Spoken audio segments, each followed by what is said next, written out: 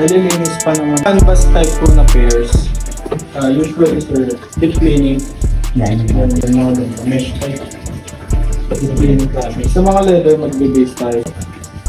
Yung stock talaga. Pagka hindi po na nainit. Ito may mga yellowish na rin siya. Ito problem. Napakailan dito ng kapalaan. Yung mga ganyan. Natatanggal naman. Usually, gano'ng katagal ang ano yan?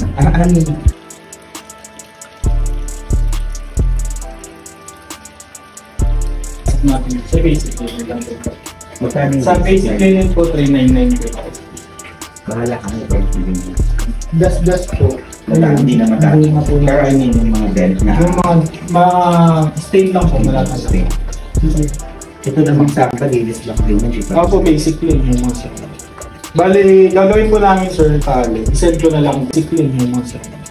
Bali, repairs. Kaya ano po, basic clean lang. Yan katagal yung basic clean. Pwede namin siyang ipauna kung sa repairs. Gusto niya, i-test ngayon para po kahit bukas. Yan sir, ang estimated time price po. So, how about this pag ano?